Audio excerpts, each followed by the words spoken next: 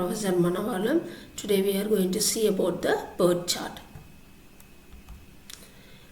Pert chart is a program evaluation and review technique, or otherwise project evaluation and review technique. Is a project management tool used to schedule, organize and coordinate the task within a project. It is basically a method to analyze the task which is involved in completing a given project, especially the time which is needed to complete each task, and also it is identifying the minimum time needed to complete the total project.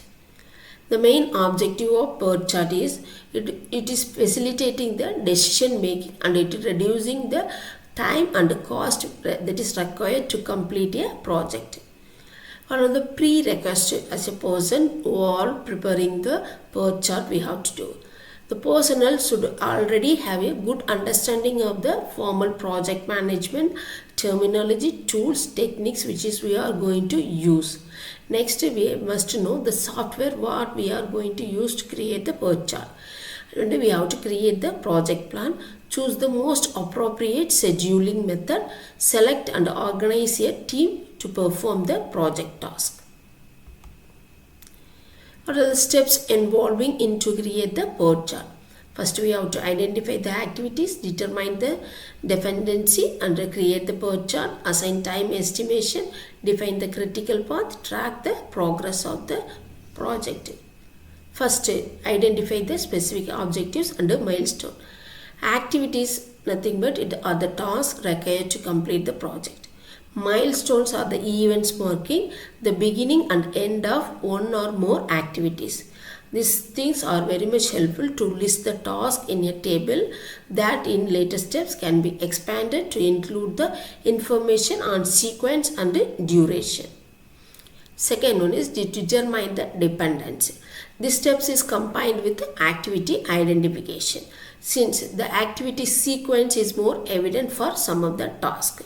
For other tasks, we require more analysis to determine the exact order in which this must be performed.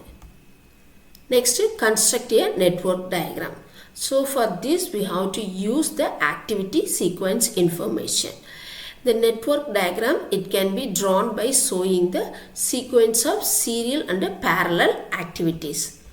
This is the part of Pert chart.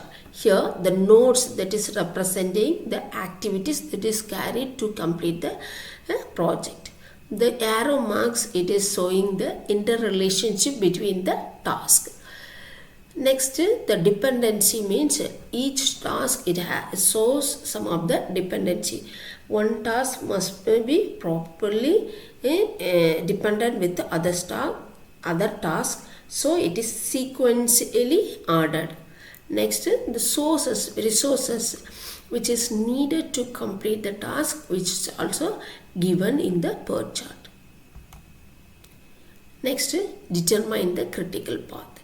Critical path is determined by adding the times. The red lines show is a critical path of this particular project. So it is determining the adding the times for the each activities in each sequence and determining the longest path in the project. Next, estimate the time required for each activity. So there are different types of times we are using to estimate. First one is optimistic time. It is generally the shortest time to complete the task. Most likely time, the completion time having the highest probability.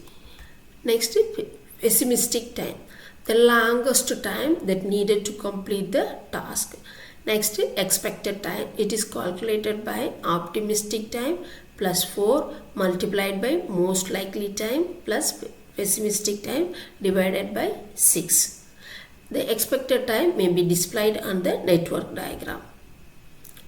Update the Pert chart. So we have to make adjustment in the Pert chart as according to the project progresses. As the project unfolds, the estimated times can be replaced with actual times.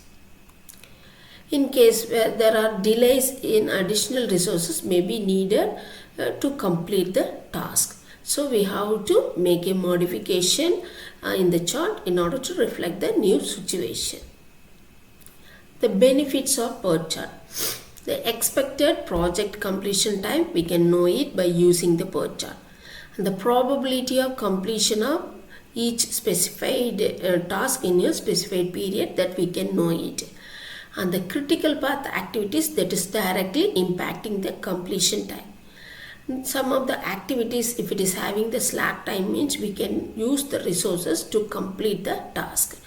We can know the start and end time, date of or time of each activity. This is the example of Pert chart. Next, when we should use the Pert chart. When we are doing the complex project, uncertain task duration, resource optimization, in that case we can use it. And a project with interrelated components and a time critical project, in that situation we can use the Pert chart. The disadvantages of Pert. Major disadvantages is it is emphasis on time, not on cost. Difficult to, in certain time, difficult to estimate the accurate time and cost of various activities involved in a project. Error in estimation makes the Pert chart unreliable as a controlled aid. So thank you all. Continuation of this we will see about the Gantt chart.